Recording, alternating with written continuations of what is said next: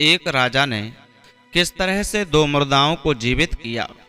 नमस्कार, जय श्री राधे, जय श्री कृष्णा। दोस्तों, आज की वीडियो, आज का ये प्रसंग बड़ा ही अद्भुत और रहस्यमयी होने वाला है।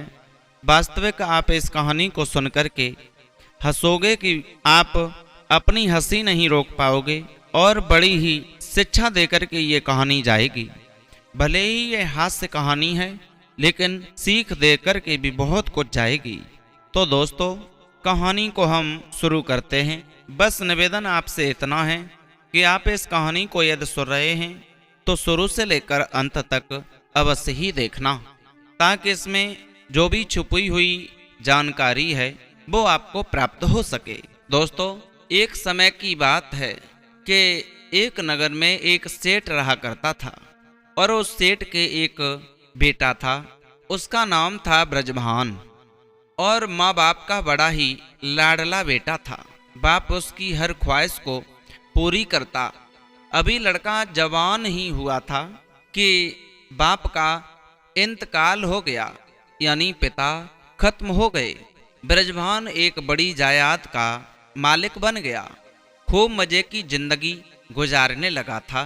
खुशामदी और मतलबी दोस्तों ने उसकी दौलत का खूब फायदा उठाया और अलग अलग बहानों से उसे लूटने लगे।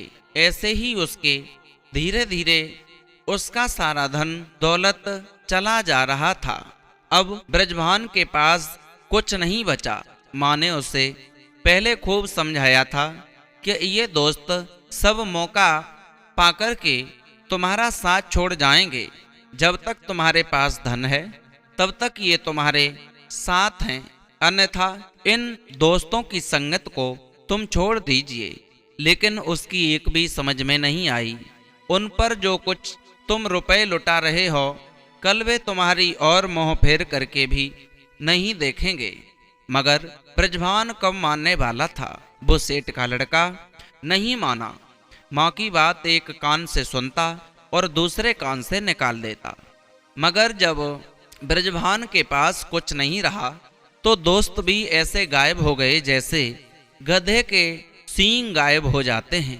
दोस्तों, अब उसे एहसास हुआ कि उसने जो रुपए लुटाए थे, इतना पैसों का दुख नहीं था जितना उसके दोस्तों की बेवफाई का दुख था। माँ ने कहा, अब रंज करने से कोई लाभ नहीं है बेटा। मैंने तो तुझे बहुत समझाया था, तू नहीं समझ पाया। जो होना था सो हो चुका है। यदि तुम मेरी बात मानते तो आज ये दिन देखने को नहीं मिलता। खैर, अब तुम फिक्र ना करो। मेरे पास कुछ जेवर हैं, उन्हें बेच करके कोई अपना काम धंधा शुरू कर लो। दोस्तों, माँ माँ होती है। भले ही बेटा बात माने या न माने, माँ लाख कोशिश करती है कि हमारा बेटा दुखी न हो पाए, कष्ट में न पड़ पाए। लेकिन खबरदार, यह ध्यान रखना, अब तो भूल कर भी ऐसे दोस्त नहीं बनाएगा तो मैं जेवर दूंगी, अन्यथा नहीं दूंगी। तो ब्रजभान ने अब ऐसा ही किया। माँ के जेवर बेचने के बाद उसने कारोबार शुरू कर दिया। कुछ दिन तो ऐसे ही गुजर गए, मगर दोस्तों से मिलने की पुरानी आदत से मजबूर होकर के उसने अपनी माँ से कहा कि मैं दोस्तों के बिना तो रह नहीं पाऊंगा, रह नहीं सकता हूँ। माँ ने कहा, चलो ठीक है, मगर रोज एक नए दोस्त के साथ अपना समय गुजार लिया करो। एक बार किसी दोस्त के साथ बैठ खाना खा लेने के बाद दोबारा उसके साथ नहीं तो खाना खाओ और ना ही उसे अपने घर बुला कर के लेके आना है। मतलब यह कि दोबारा उससे कोई वास्ता नहीं रखना है। ब्रजभान ने सोचा कि यहीं के दोस्त के साथ तो ऐसा नहीं हो सकता है कि उसके साथ मेरा दोबारा मिलना ना हो। मैं ऐसा करता हूँ कि यहाँ कस्बे में आने वाले नए मुसाफिरों से मैं हर रोज किसी न किसी एक को घर ले जाऊंगा, उसको खाना खिला करके सुबह विदा कर दिया करूंगा। यह सोच करके वह शाम को कस्बे से बाहर बने एक पुल पर बैठ जाता है। जो भी मुसाफिर उसे आता दिखाई देता है उसे घर ले आता है, उसे खाना खिलाता, घर में सुलाता, सुबह उसे विदा कर देता। दोस्तों, यूं ही समय बीत रहा है।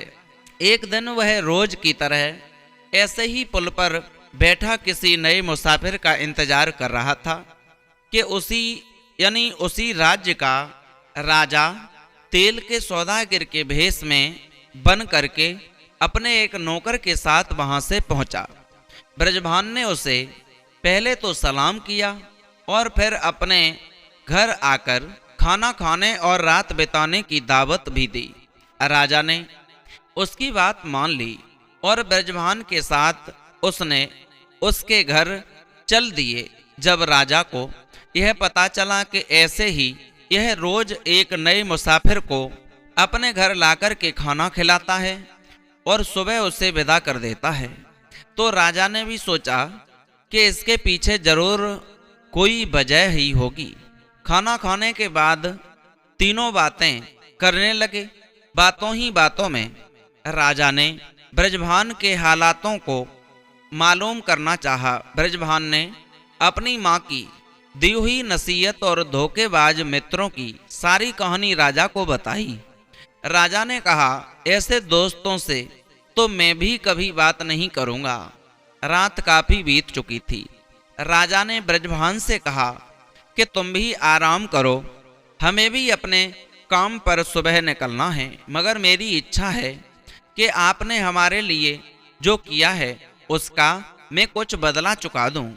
ब्रजभान ने कहा कि मुझे किसी चीज की चाह नहीं, भगवान ने मुझे कुछ दिया है, बल्कि मैं तो आपका एहसानमंद हूँ कि आपने मेरी दावत को एक बार कहते ही स्वीकार कर लिया और मेरे पास आए। राजा ने कहा, मुझे तो तुम्हारे साथ खाना खाकर बड़ी खुशी हुई, भगवान करे तुम्हें और खुशियां मिलें। माना कि आपको किसी चीज की जरूरत नहीं है, लेकिन फिर भी आपका कोई भी काम हो तो बताइए, मुझे वह काम करने में बड़ी खुशी होगी। मैं भी आपकी खिदमत करना चाहता हूँ, मदद करना चाहता हूँ। ब्रजभान ने कहा, वैसे तो कोई खास काम नहीं है, पर एक इच्छा है मेरी, मगर उस सिलसिले में आप कुछ नहीं कर सकते हैं। हमारे यहाँ का जो प्रधान है वह और उसके साथी बड़े ही बदतमीज हैं, सब उनसे परेशान हैं, कोई उनका कुछ नहीं बिगाड़ सकता। भगवान मुझे एक दिन के लिए अगर राजा बना दे तो मैं उसको ऐसी सजा दूं कि वे 7 पीढ़ी याद रखें। राजा ब्रजभान की बात सुनकर मुस्कराए और बोले, भगवान करे कि आपकी इच्छा पूरी हो। राजा ने मन में सोचा कि जैसे भी हो इसे तो मैं एक दिन का राजा बनाकर ही रहूंगा। यह सोचकर के राजा ने बेहोशी की दावत को ब्रजभान की नजर बचा करके पास ही रखे एक दूध के गिलास में मिला दिया। फिर राजा ने जो बेहोशी की दवा थी उसे एक गिलास में मिला दिया। राजा ने झोटी जमाई लेकर के दूध का गिलास उठाकर के ब्रजभान को दिया और कहा, यह लो भाई, तुम्हारा दूध, हमने तो अपना दूध पी लिया है, चलो अब रात बहुत हो गई है, सोने चलते हैं। ब्रजभान ने दूध पिया और बेहोश हो गया। राजा ने अपने नौकर से कहा कि इसे उठा करके महल में जल्दी से जल्दी पहुंचा दो। नौकर ने सब काम कर दिया। अब राजा ने भी महल जाकर के अपने दूसरे नौकर को हुक्म दिया कि ब्रजभान के उसके अपने कपड़े उतार करके उसे मेरे कपड़े पहना दिए जाएं और मेरे ही बिस्तर पर लिटा दिया जाए और कल शाम तक राजा समझ करके उसकी इज्जत की जाए। उसके बाद राजा ने अपने मंत्री को बुलाया और कहा कि कल यह आदमी मेरी जगह पर दरबार में बैठेगा, इसके हुक्म का पालन ऐसे किया जाए जैसे मेरा किया जाता है, सारे काम हर रोज की तरह किए जाएं। अब राजा यह सभी आदेश देकर अपने महल की ऐसी जगह पर छुप करके बैठ गया जहां से ब्रजभान की हर हरकत को देख सके। ब्रजभान को अच्छे राजाशाही कपड़े पहनाकर बिस्तर पर लिटा दिया गया। सुबह हुई तो एकदम से दोस्तों दासी ने ब्रजभान को जगाया और कहा, महाराज सुबह हो गई है। ब्रजभान ने आंखें खोली तो चौकन्ना रह गया। कभी अपने को, कभी सुंदर दासी को, तो कभी महल के सजे कमरे को देख रहा था। यही सोचा कि मैं सपना देख रहा हूं। वह फिर आंखें बंद कर लेता है और लेट गया। उसे यह ख्याल रहा था कि रात को तेल के सेठ से बातें करते समय राजा का जिक्र आया था। बस शायद वही सपना में देख रहा हूं। जब ब्रजभान ने दोबारा सोने के लिए आंखें कर लीं तो एक दासी ने फिर उसे बड़े तमीज से जगाते हुए कहा, महाराज साहब, अरे राजा साहब, यह आपका ध्यान लगाने का समय नहीं है। यह जब ब्रजभान ने इतना सुना तो वह झट से उठ करके बैठ गया और सोचने लगा, क्या भगवान ने मुझे सच में राजा बना दिया है। इतने में एक लंबे कद लाठी और रोबदार चेहरा वाला आदमी आकर ब्रजभान से बोला, राजा साहब, आप ठीक तो हैं? जल्दी कीजिए, दरबार का समय हो रहा है। तमाम लोग आपका दरबार में इंतजार कर रहे हैं। ब्रजभान अब और भी हैरान हुआ दोस्तों, और उस आदमी को बोला, तुम किससे बातें कर रहे हो? वह आदमी बोला, आपसे। राजा साहब, ब्रजभान ने कहा, तुम्हें गलत फहमी हुई है, मैं कोई राजा नहीं हूं। वह आदमी बड़े आदर से बोला, यह कैसे हो सकता है कि मैं आपका गुलाम आपको भूल जाऊं? वह आदमी बोला, लगता है राजा साहब आपने आज कोई बुरा सपना देखा है। ब्रजभान ने फिर यह सुनकर एक दासी को अपने करीब आने को कहा कि तुम बताओ मैं कौन हूँ। दासी बोली, आप इस राज्य के राजा हैं, हमारे मालिक हैं। ब्रजभान की समझ में कुछ नहीं आ रहा था कि यह सब उसके साथ क्या हो रहा है। कल तक वह एक आम आदमी था और आज अचानक राजा कैसे बन गया। वह यही सोच करके परेशान था कि उसके पास खड़े आदमियों ने फिर उससे कहा कि दरबार में फरियादी पहुंचने वाले हैं, जल्दी चलिए। राजा साहब, ब्रजभान बिस्तर से उठा तो पूरे महल में राजा को सलाम का शोर मचने लगा। ब्रजभान फिर सबको सलाम का जवाब देता हुआ 2 नौकरों के साथ दरबार में पहुंच गया और अपनी जगह बैठ गया। अब मंत्री लोगों ने लोगों की शिकायतों को राजा के सामने पेश करना शुरू कर दिया। लेकिन जो ब्रजभान था, ब्रजभान ने सबसे पहले यह हुक्म दिया कि राज्य शहर के दरोगा को हाजिर किया जाए। दरोगा हाजिर हुआ तो ब्रजभान ने अपने मोहल्ले का नाम बताकर कहा कि वहां के प्रधान और उसके साथियों का मुंह काला करके शहर में घुमाओ, फिर उन्हें यह कहकर के बाहर निकाल दो कि यह उस बात की सजा है जो तुम मोहल्ले वालों को सताते हो।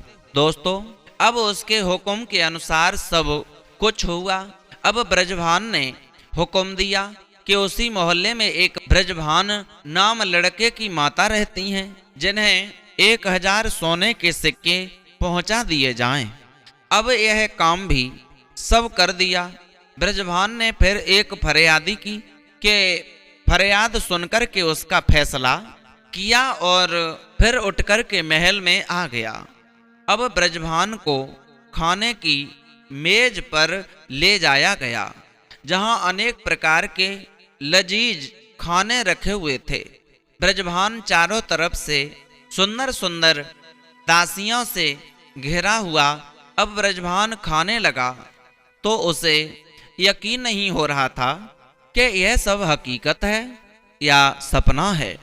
उसने फिर अपने आप को चुटकी काटी और मन में कहा, अरे मैं सच में राजा बन चुका हूँ। ब्रजभान ने खाना खाते समय दासियों को अपने पास बिठाया सबको अपने हाथों से खाना खिलाया, सबके नाम पूछे। फिर ब्रजभान को एक और कमरे में ले जाया गया जो पहले से भी अधिक सुंदर सजा हुआ था। ब्रजभान ने वहां बैठ करके तकिया संभाला और वहां सुंदर औरतों द्वारा सुनाए जाने वाले संगीत को मस्त होकर के सुनने लगा। अब उसी मस्ती में एक दासी ने राजा के इशारे के अनुसार जाम में बेहोशी की दवा मिला दी और ब्रजभान के सामने पेश कर दिया।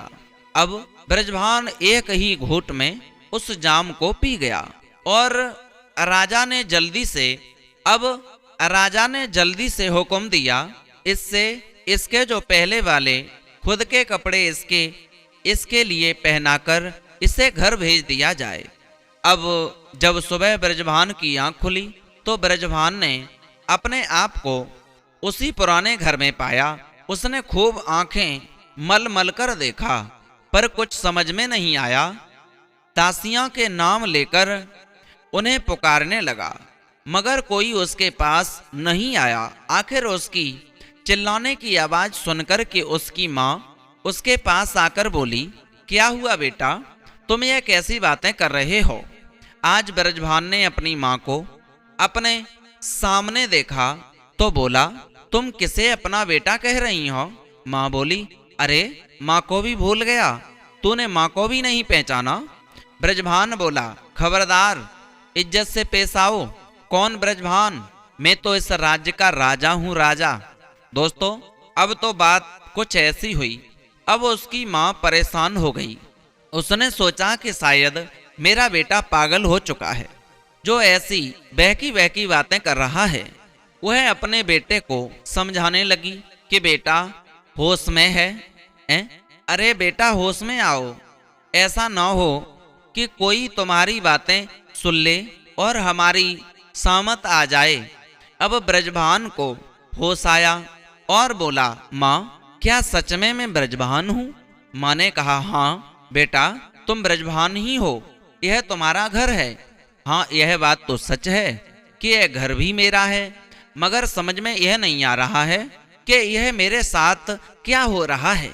तब उसकी माँ बोली, बेटा सोच कर बोलो, तो राजा कैसे हो सकता है? भगवान उसे लंबी उम्र दे। कल ही जो हमारे मोहल्ले का प्रधान जिसने सबको सता रखा था, उन्हें पिटवा कर मुंह काला करवा करके राजा के उसे शहर से बाहर निकाल दिया गया है और 1000 सोने के सिक्के मुझे भी भिजवाए हैं। यह सुनकर ब्रजभान को फिर दोबारा से गुस्सा आ गया। फिर बोला, मेरे सामने इज्जत से पेश आओ। मैं ही दरोगा को हुक्म दिया था कि उन जालिमों को सजा दें और तुम्हें 1000 सोने के सिक्के भिजवाए थे। अपने बेटे की यह बातें सुनकर के उसकी माँ ने रोना पीटना शुरू कर दिया कि हे भगवान, मेरा बेटा पागल हो गया है। उसका शोर सुनकर के पड़ोसी भी वहां आ गए। थोड़ी देर में यह खबर पूरे शहर में फैल गई। अब यह खबर दरोगा के पास पहुंची तो वह भी ब्रजभान के घर आ पहुंचा। उसने ब्रजभान को पागल समझ करके पागल खाने में भिजवा दिया।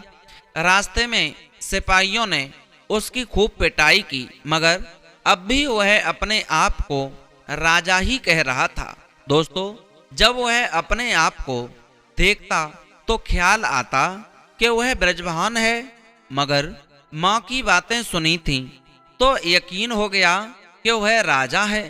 खैर इसी तरह उसने पागल खाने में रहते हुए 15 दिन गुजार दिए। एक दिन उसकी माँ उससे मिलने गई तो बेटे की हालत पर रोने लगी। बेटा, क्या अब भी तू यही समझता है कि तू राजा है? ब्रजभान रोने लगा कि माँ मुझे माफ कर दो, मैं ब्रजभान ही हूँ।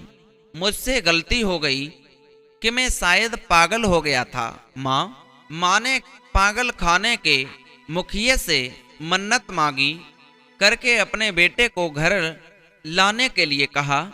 कई दिनों तक जेल में वहां पागल खाने में रहने के बाद वो माँ अपने बेटा को घर लेकर के आई। उसकी माँ ने उसका अच्छी तरह से ख्याल रखा, अच्छा खिलाया पिलाया, उसकी देखभाल की। अब वह पहले की तरह अपनी जिंदगी गुजारने लगा। अपने काम में उसका मन लग गया। एक दिन वह फिर अजनबी के इंतजार में बैठा था। राजा भेष बदले अपने नौकरों के साथ वहां पहुंचे। ब्रजभान ने जब उसे देखा तो अपना मुंह फेर लिया और जो उसने जो मुसीबतें उठाई थीं, उसी के कारण उठाई थीं, वह उसे बुरा भला कहने लगा। राजा ने भी ब्रजभान को पहचान लिया। वह उसके पास गया और सलाम किया, मगर ब्रजभान ने कोई जवाब नहीं दिया, बल्कि मुंह मोड़ लिया। वह ऐसा बैठा रहा जैसे उसने राजा को देखा ही ना हो। दोस्तों, राजा ने कहा, अरे तुमने पहचाना नहीं, अच्छा लगता है। अब दोबारा मुझे अपने घर में लेकर नहीं जाओगे, इसी कारण तुम मुझसे बात नहीं कर रहे हो। ब्रजभान ने राजा को टालने की खूब कोशिश की, मगर राजा ने उसे यह कहकर मना कर लिया कि पिछली बार से हमारे कारण तुम्हें कोई तकलीफ पहुंची हो तो हम उसमें सुधार करेंगे। अब ब्रजभान ने राजा को वह सब बताया जो उसके ऊपर बीता था। राजा को हंसी आ गई तो ब्रजभान नाराज हो गया और बोला, बड़ा अफसोस है कि तुम मेरी दुख भरी कहानी सुनकर के हंस रहे हो, मुझे बेवकूफ समझ रहे हो। अगर तुम्हें यकीन नहीं हो तो देखो मेरे शरीर पर मार के निशान। राजा ने उसे देखा और बोला, हम बड़ा अफसोस करते हैं कि तुम्हें यह तकलीफ पहुंची। अब तो जो होना था वो हो ही चुका है, इसकी भरपाई जरूर करूंगा। यही बातें करते करते वे सब ब्रजभान के घर पहुंच गए। खाना खाते बातें करते करते आधी रात बीत गई। सोते समय राजा के इशारे पर दूध में बेहोशी की दवा मिला दी और बड़े प्यार से उस दूध को ब्रजभान को पिला दिया। दोस्तों, फिर राजा के हुक्म के मुताबिक ब्रजभान को महल पहुंचा दिया गया और फिर खुद भी उसके घर का दरवाजा बंद करके महल में पहुंच गया। राजा ने हुक्म दिया कि ब्रजभान को शाही पोशाक पहना करके उसके कमरे में लिटा दिया जाए। जब वे सुबह उठें तो पहले की तरह ही उसके साथ वार्ताव किया जाए, आदर सम्मान के साथ उन्हें महलों में रखा जाए, उसके मान सम्मान में कोई कमी न रहे। जब सुबह ब्रजभान उठा तो महल में अपने आप को पाकर के बड़ा हैरान हुआ। जो पहले उस पर गुजरी थी वह सब उसे अचानक से याद आ गई। ब्रजभान कहने लगा, लगता है आज मैं फिर वहीं आकर के सपना देख रहा हूँ, जिसकी वजह से मुझे इतनी इल्लतें झेलनी पड़ी, इतनी जिल्लत झेलनी पड़ी थी। यकीनन यहाँ का राजा शैतान है, लगता है फिर से मेरे साथ वही होगा। यह कहकर के उसने अपनी आंखें बंद कर लीं। दासियों ने उसे जगाने की कोशिश की, मगर ब्रजभान कहने लगा, क्यों खामे खां किसी आदमी को राजा बना रही हो। दासियां बोली, राजा साहब, आपने बुरा सपना देखा है। ब्रजभान ने कहा, तुम क्या जानो मैंने क्या क्या सहा है। बोली, आप तो महल से बाहर ही नहीं गए। इन बातों को सुनकर के फिर ब्रजभान सोच में पड़ गया कि सच में मैं राजा ही हूँ। क्या मैंने मार खाई वह सच था या यह सच है।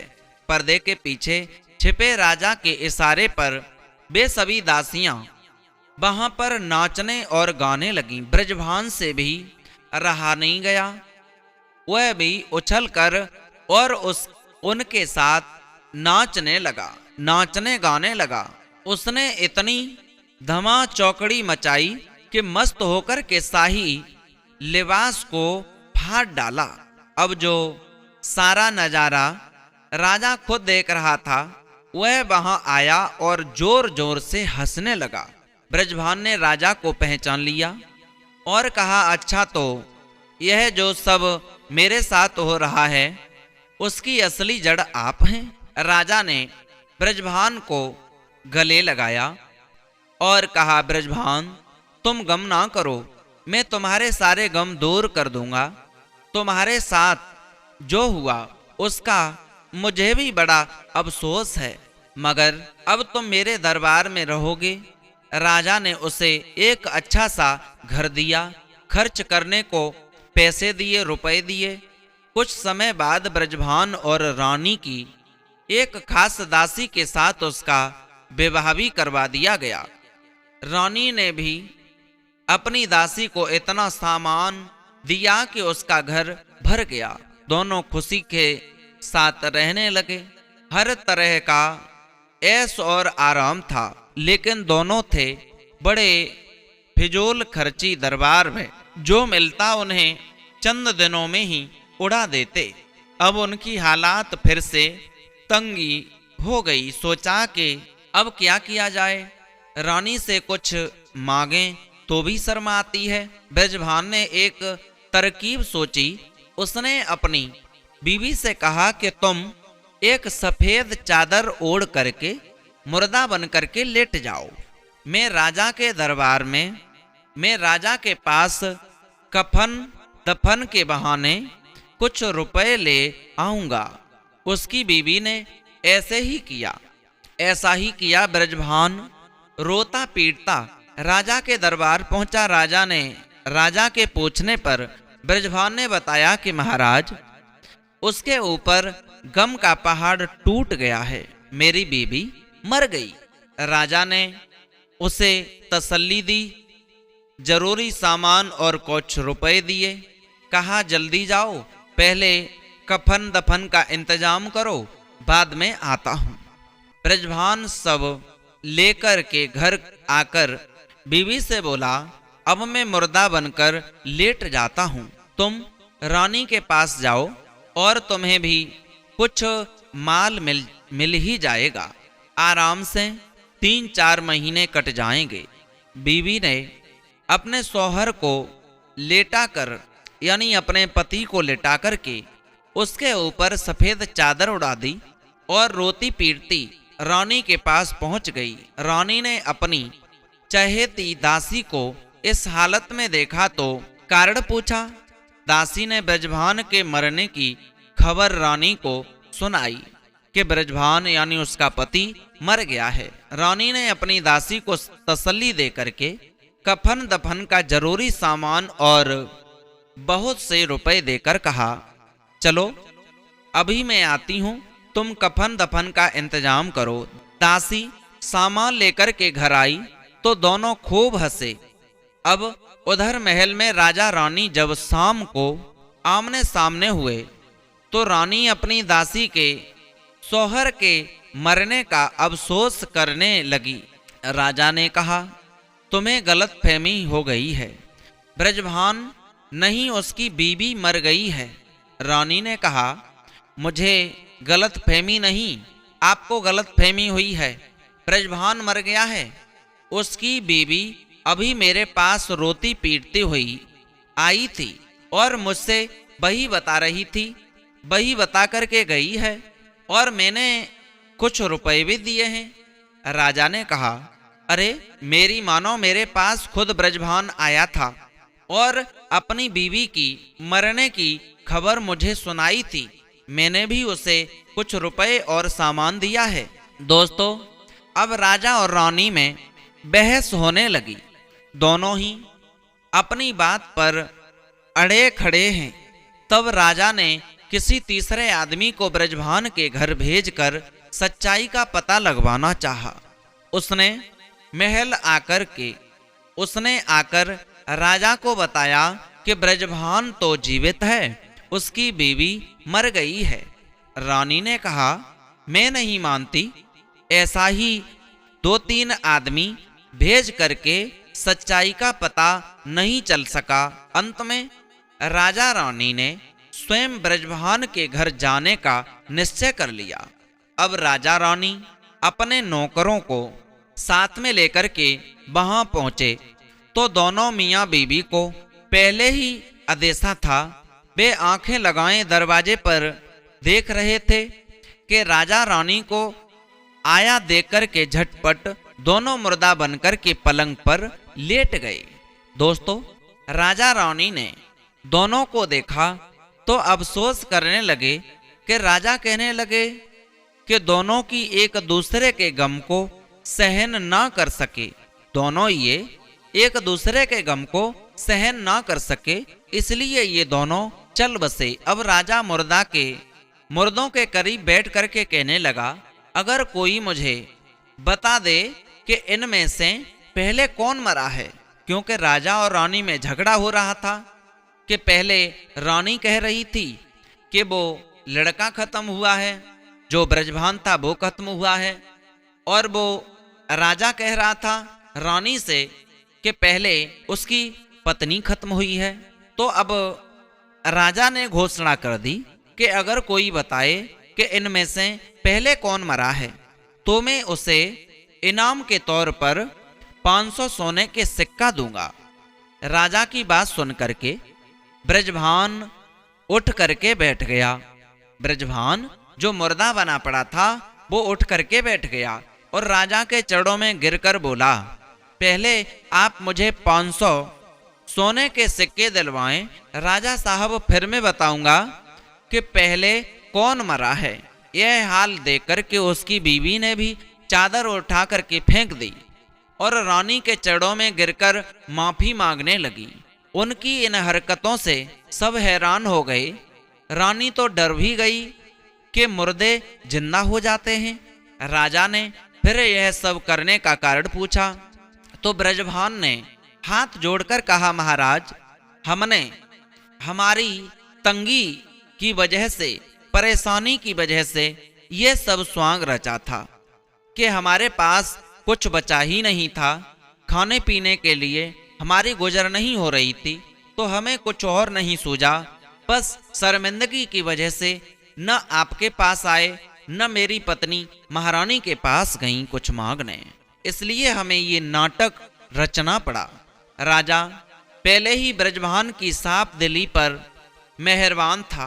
राजा ने उसे फिर और अधिक धन दिया और ऐसी हरकतें न करने का वचन लिया। कहा कि ऐसी हरकतें हमें नहीं करनी चाहिए। तो दोस्तों, आप इस कहानी से समझ गए होंगे कि इंसान जब जिसकी जैसी आदत बन जाती है तो फिर बस उसी हालत में वो बना रहता है। उसे आप लाख कोशिशें करो सुधारने का, वो सुधरने का नाम नहीं लेता है, वो ऐसी हरकतों को इल्जाम देता रहता है।